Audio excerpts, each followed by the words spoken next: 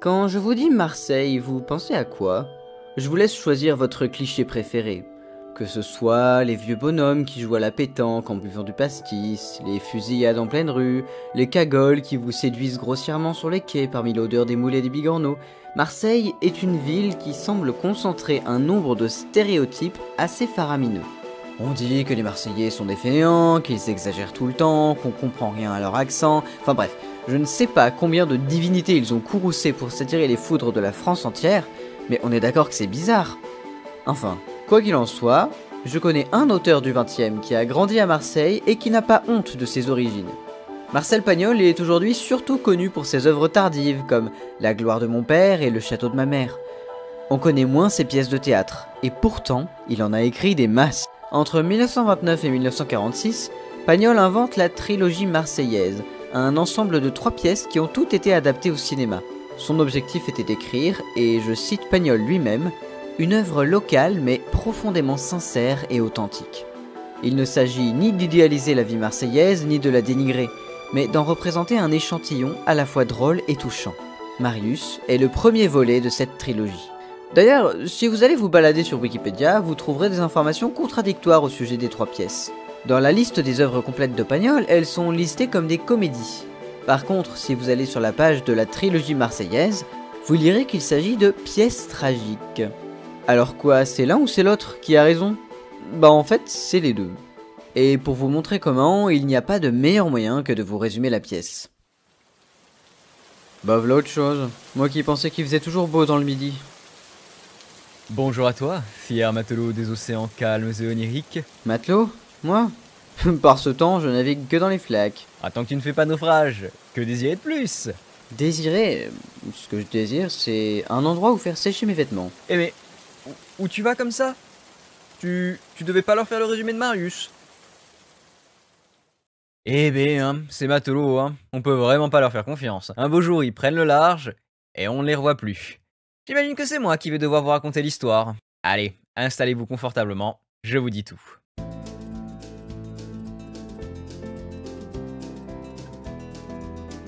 Le premier acte vient nous planter le décor. On se trouve dans un charmant bistrot tenu par César et son fils, Marius, sur le port à Marseille. Parmi les clients réguliers, on a Escartefigue, un capitaine de bateau qui souffre du mal de mer, Panis, un riche industriel récemment veuf, et Monsieur Brun, un Lyonnais expatrié à Marseille. Devant le bar, Honorine et sa fille Fanny tiennent un inventaire de coquillages. Panis annonce à Monsieur Brun qu'il a prévu de se remarier, alors même qu'il n'est veuf que depuis 3 mois. Marius et Monsieur Brun s'étonnent de cette décision soudaine. Marius est sûr que Panis veut épouser Honorine. Mais quand Honorine se rend au bar pour prendre son apéritif, Panis la surprend en lui demandant non pas sa main à elle, mais celle de sa fille. Pour contexte, il a 50 ans, et Fanny seulement 18. Le Panis a 35 ans, il allait chercher Fanny à l'école maternelle. Mais ok, tout va bien. Honorine est outrée par la proposition, mais se radoucit quand Panis lui promet une dot de 100 000 francs. Cependant, elle est assez certaine que Fanny ne dira jamais oui, et elle ne compte pas s'opposer à sa volonté. Marius et Fanny se retrouvent à leur tour seuls au bar. Ils flirtent gentiment ensemble, évoquent leurs souvenirs d'enfance. Fanny demande un conseil à Marius. Panis lui a demandé sa main, et elle hésite à dire oui. Marius refuse de croire qu'elle lui dit la vérité. Pourtant, Panis revient au bar et commence à séduire Fanny. Et en voyant qu'elle se laisse faire, Marius devient de plus en plus irrité et jaloux. Panis et lui échangent des insultes et des menaces. Il manque d'en venir aux mains. Mais Panis est rappelé au magasin. Il abandonne alors les deux jeunes gens. C'est ce qu'on appelle poliment une retraite stratégique. Et moins poliment, une débandade. Marius reproche violemment à Fanny de vouloir tromper un vieil homme. Fanny lui répond qu'il est jaloux. Mais Marius affirme que non seulement il n'est amoureux de personne, mais qu'en plus de cela, il ne pourra jamais se marier. Il est brusquement appelé ailleurs et demande à Fanny de tenir le bar quelques instants. Il la laisse dans la plus grande perplexité.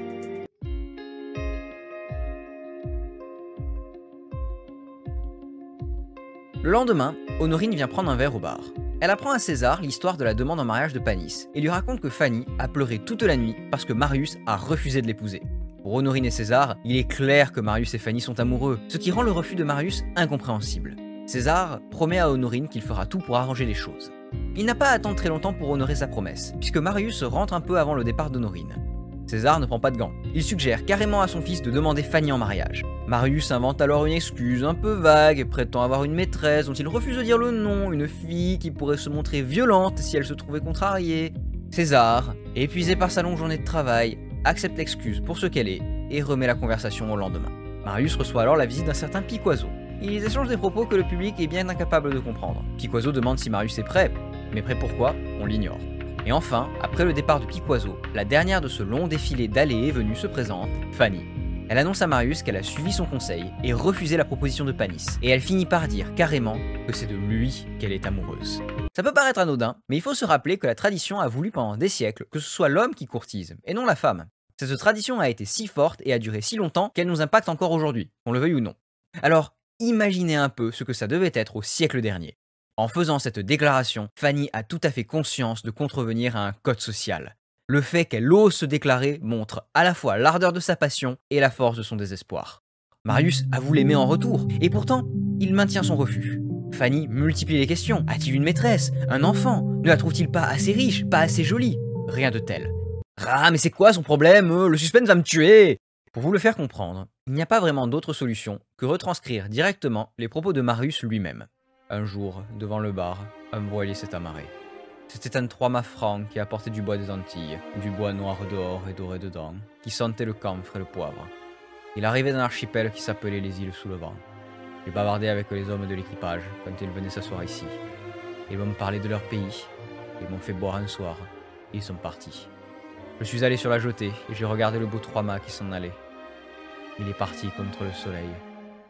Il est allé aux îles sous le vent. Et c'est ce jour-là que ça m'a pris.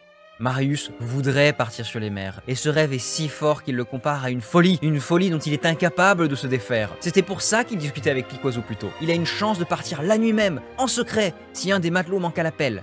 Mais quand Piquoiseau revient, c'est pour lui annoncer que le matelot est revenu à temps. Marius demeure coincé sur la terre ferme. Quelques semaines se sont écoulées depuis l'acte précédent. César est en train de jouer aux cartes avec ses amis. Fanny entre dans le bar, demande à voir Marius pour qu'il l'aide avec son inventaire de coquillages. Elle en profite pour discrètement lui donner rendez-vous le soir même. Une fois les deux jeunes gens partis, César confie à ses amis qu'il s'est aperçu de quelque chose. Souvent, Marius sort le soir, puis il entre discrètement dans sa chambre par la fenêtre pour fermer la porte à clé avant de sortir à nouveau. Ça lui permet de passer toute la nuit dehors, mais de faire croire au matin à son père qu'il a dormi dans sa chambre. César fait semblant qu'il ne s'est aperçu de rien, mais il est persuadé que Marius rend visite à sa maîtresse de cette manière. Marius et Fanny se retrouvent sur la jetée. Ils se disent des petits mots d'amour, s'embrassent. Marius promet qu'il est guéri de sa folie du voyage, que dès le lendemain, il ira voir Honorine pour faire officiellement sa demande en mariage. Tout semble aller pour le mieux. C'est vraiment comme dans les films d'horreur, hein. Au moment où la musique s'arrête et le héros semble être en sécurité, mais toi, tu sais qu'il va y avoir une couille. Marius est appelé par Piquoiseau, qui interrompt la petite scène d'amour pour l'emmener à l'écart. Fanny, restée seule, voit s'approcher Panis. Il vient la prévenir qu'un 3 mâts appelé la Malaisie part en mission dès le lendemain, et que Marius voit souvent le quartier maître. Fanny, très inquiète, court après Marius, qu'elle surprend en train de discuter avec Piquoiseau et le fameux quartier maître. Ce dernier se plaint, il a une place dans son navire qui vient de se libérer, et il pensait pouvoir compter sur Marius, mais Marius lui dit qu'il ne peut plus partir, même s'il en crève d'envie. Le quartier maître et Piquoiseau se montrent cruels avec lui, insistent sur la terrible perte qu'il est en train de faire, et Marius s'éloigne, dépité. Fanny, qui a tout entendu, vient voir le quartier maître à son tour et lui dit d'attendre jusqu'au lendemain pour trouver un remplaçant. Elle pense pouvoir tout arranger. Le lendemain matin, Honorine arrive au bar, furieuse et épouvantée. Elle a surpris Fanny et Marius en train de coucher dans le même lit alors qu'ils ne sont même pas fiancés. Il est clair pour elle et pour César qu'il faudra les marier le plus tôt possible pour éviter que le déshonneur retombe sur la famille. Marius rentre par la fenêtre, sort de sa chambre et agit comme s'il venait tout juste de se réveiller. Le quartier maître de la Malaisie vient lui rendre visite pour l'exhorter une fois de plus à prendre le large. Mais Marius refuse et se réfugie dans sa chambre. Fanny est au désespoir. Elle est persuadée que si Marius ne part pas, il ne sera jamais heureux. Panis vient la voir pour réitérer sa proposition. Il a beau savoir que Fanny est amoureuse de Marius, ça ne lui fait absolument rien. Il est prêt à l'épouser malgré tout. Alors, Fanny va voir Marius et l'encourage à partir. Pourtant, il refuse encore. Alors elle lui ment, lui fait croire qu'elle ne l'aime pas autant qu'elle le pensait, qu'elle préfère épouser Panis pour son argent. Ces arguments suffisent à anéantir les dernières résistances de Marius. Pourtant, il reste un obstacle, César, qui se trouve sur le quai, face au bateau, qui est sur le point de larguer les amarres. Mais Fanny n'est pas inquiète, Marius n'a qu'à passer par la fenêtre et faire le tour. Pendant ce temps, elle ira distraire César en lui faisant la conversation. César accueille Fanny avec un sourire éclatant, car elle lui fait croire que Marius lui a enfin fait une demande en mariage et qu'elle l'a acceptée. Il est très heureux de l'accueillir dans sa famille et lui confesse que cela fait des années qu'il y pense. Fanny s'évanouit au moment où le bateau part, et César appelle Marius pour qu'il apporte un verre de rhum, mais Marius ne peut pas lui répondre puisqu'il est à bord du vaisseau. Il ne pourra revenir que dans 5 ans. À tout entendre, on a vraiment l'impression d'avoir lu un soap-opéra, n'est-ce pas?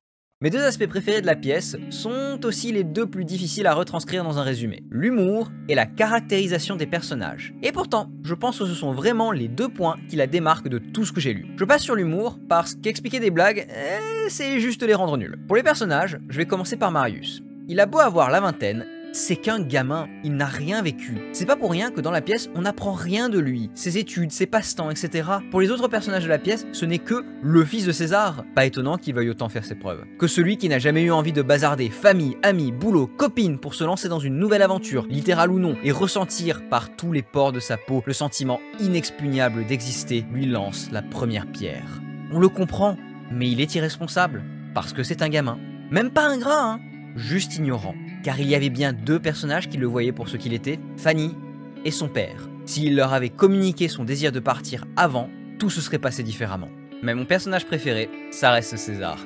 C'est un vieux dur à cuire, une grande gueule et colérique. Il a le cuir tanné, mais il a aussi un très grand cœur. C'est un homme sensible qui a dû élever seul son fils et qui ne souhaite qu'une chose, qu'il puisse voler de ses propres ailes. Il cherche à responsabiliser son fils, sans l'enchaîner, parce qu'il partage aussi de la complicité avec lui. Il se retrouve en lui dans le stratagème de la fenêtre. C'est pour ça qu'il ne lui dit rien. En vieil homme viril des années 30, il n'exprime juste pas son affection. Ce qui rend la seule scène où il le fait encore plus forte. Enfin, il tient à cœur le respect de l'honneur de Fanny. Parce qu'il sait très bien ce que vaut une femme célibataire et engrossée hors mariage aux yeux de la société des années 30. Fanny, qui a commis l'ultime sacrifice par pur amour. Il la protégera. Mais ça, c'est un problème pour une autre pièce.